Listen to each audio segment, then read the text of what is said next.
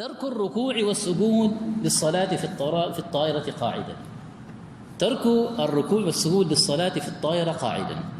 قلنا إن ما تمكن يتوجه القبلة يتوكل على الله ويصلي حتى بدون استقبال القبلة، أو استقبل القبلة ثم انحرف الطائرة. وقلنا أنه لم يستطع أن يصلي قائما يصلي قاعدا. طيب صلى قاعدا، كيف مسألة الركوع والسجود؟ الجواب: بما أنه سوف يصلي على الكرسي فإذا سيتعذر مسألة ماذا؟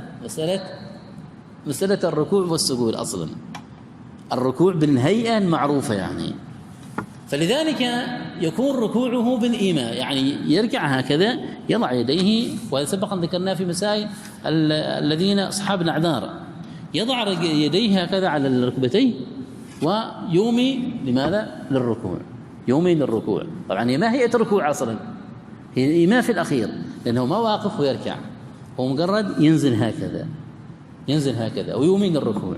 إذن يكون للركوع بالإيماء، وللسجود أيضا يكون بالإيماء. البعض ربما يأتي بالطاولة الطاولة موجودة في الطائرة مع الأكل ويسجد عليها، هذا خطأ.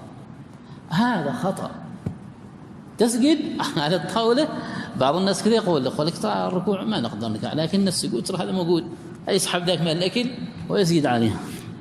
لا هذا خطأ. الركوع والسجود يكون بالإيماء.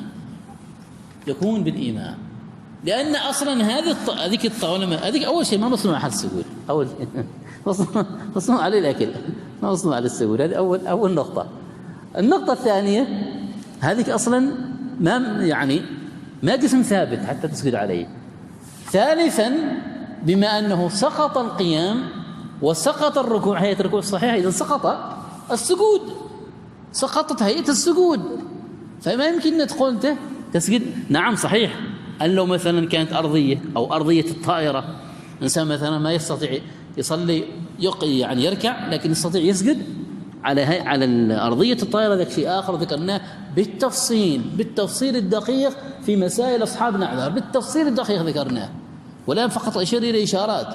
لكن في هذه الحالة لا، أتكلم عن الطائرة، بما أنك سوف تصلي يعني لم تجد مكانا للصلاة قائما وصليت في الكرسي على كرسي الطائرة، إذن سوف تصلي قاعدا وتركع بالإيماء وتسجد بالإيماء. سبحان ربي الأعلى، سبحان ربي الأعلى، سبحان ربي الأعلى، سبحان ربي العظيم، سبحان ربي العظيم، سبحان ربي العظيم، كله بالإيماء. ما يكون فيه إن الإنسان يأتي بطاولة ولا غير من ذلك الأمور التي قد تشتبه عند بعض الناس أن هذه يعني أمر صحيح. هذا ليس أمر صحيح ولا فعل صحيح، إنما هذا فعل خاطئ.